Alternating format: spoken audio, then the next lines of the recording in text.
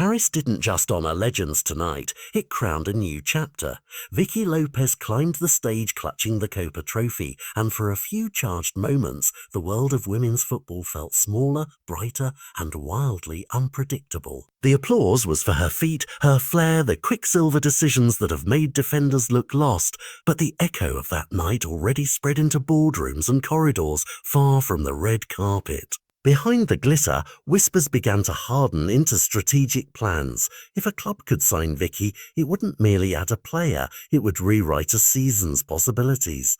At the heart of those whispers sits Florentino Perez, a figure who has never shied from reshaping rivalries with audacious moves. Reports suggest Madrid's leadership has placed Lopez high on a shortlist, not as a whim, but as a deliberate tactical strike aimed at narrowing the gap with Barcelona in the women's game. The logic is clinical. Snatch the talent that excites crowds, and you simultaneously silence one of your fiercest competitors. It's a playbook familiar in men's football. Now, according to several outlets, that same strategic hunger is migrating into the women's market. Ooh, this is not the first time the lines between admiration and audacity have blurred.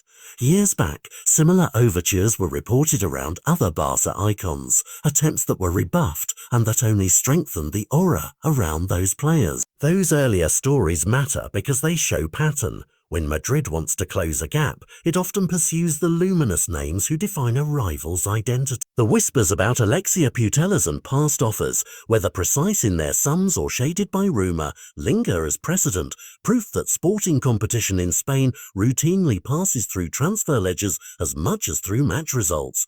But what would it take to move Vicky? The numbers would be huge, but money alone rarely decides the fate of a rising star.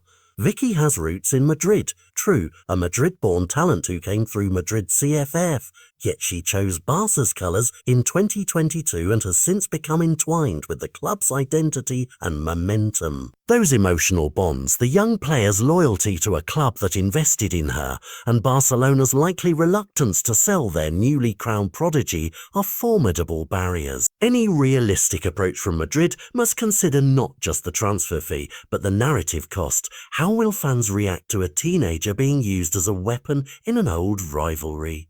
Imagine the alternative scenarios. Florentino doubles down, launches a full-court pursuit, and the headlines explode. A blockbuster that reshapes the hierarchy of Liga F. Or Barcelona draws a protective line, refuses offers, and doubles investment in the rest of its squad, turning Vicky's award into a rallying point rather than a vulnerability. Either way, the consequence stretches beyond a single summer window. The move could alter endorsement flows, youth recruitment strategies, and how clubs value tactical star power in women's football. For now, the key facts remain straightforward. Vicky Lopez has just sealed an award that marks her as the world's top young player. Her stock has surged, and Madrid is reportedly watching.